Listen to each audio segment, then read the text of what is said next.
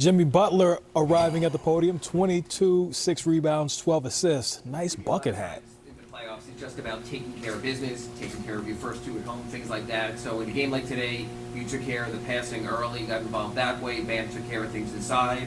Tyler took care of the bench scoring, and then Vic helped clean things up. How nice and business-like was it the way you guys methodically took care of things tonight in these first two? It's always nice to win. I think we just did what we were supposed to do at home. We're so talented all the way down our rosters. Everybody's so confident and comfortable whenever they get out there. It's like you can, play tuck at the 5, play tuck at the point. Vic comes in and does what he does. It's really like refreshing and assuring knowing that we got guys that can step up at any and all occasions. Jimmy, you know Joel as well as anybody in there. Are you expecting him to play Friday? Yep. I don't see why not, if he can. Health is always first. I know that's my guy, and I want to compete against him. I really do. I think they're a completely different team whenever he's out there on the floor, both offensively and defensively. So we're looking forward to that. Obviously, everything changes if he's on the floor. What changes the most for you guys looking ahead to him being back? Just how much attention that he's going to draw from everybody on the floor, whether he's on the perimeter, at the elbow, on the block. And then what he does defensively for those guys is pretty incredible too. I'm not a statistics guy or analytics, but I can tell you right now, whenever he's on the floor, they're a much better team. But like I said, I want him to get right because we want to play against who I call the MVP.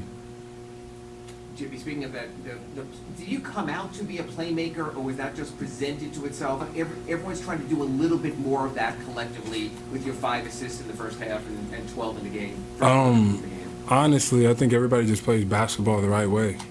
Somebody's open, you throw them the ball. If you get an offensive rebound and you're in the paint, you got 5 people around you. Somebody's open, find a way to throw them the ball.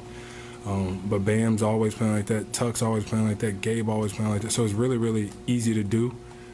We just have such an unselfish team, and sometimes that comes back to bite us. But tonight, it was great. Jerry, how would you assess how you guys have done defensively against James and just limiting his volume of shots? We've done a great job of keeping him off the line, first of all, and then just making every shot tough for him. He's a superstar. He's going to make tough shots, but you can't hang your head whenever he does. He's been putting the ball in the basket for a very, very long time now. And then they got Maxey, who's doing it at an incredible level right now, getting to the cup, making the 3, getting to the free throw line. So we got to be better on that and see if we can get 2 come Philadelphia. Jimmy, you were calling for the NBA to announce Tyler's 6th man for a while. You finally got it yesterday. Just what was that moment like, Tyler finally getting his recognition for the year that he's had? Yeah, he deserves that, man. He's been a huge part of our success. He works so incredibly hard, just a good dude who cares about winning, plays basketball the right way. And it's about time that he gets that recognition that he deserves. And he's going to be a big reason why we end up winning it this year.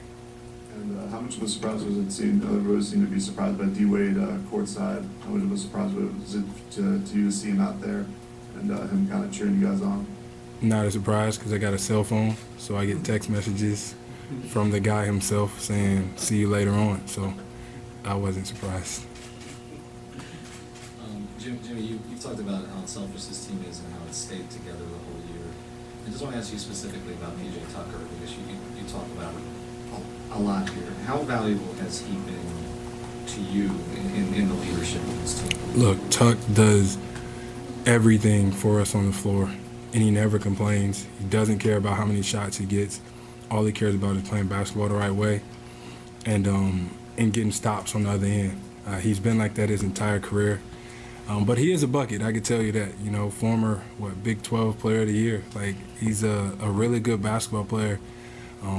And I don't know where we would be without him. Plus, he's paid a couple of my fines, so I want to keep him on my team. Jimmy, Bam as a play creator versus a finisher, what does it do for your half-court offense when he can toggle between the both of those? We want Bam to be Bam.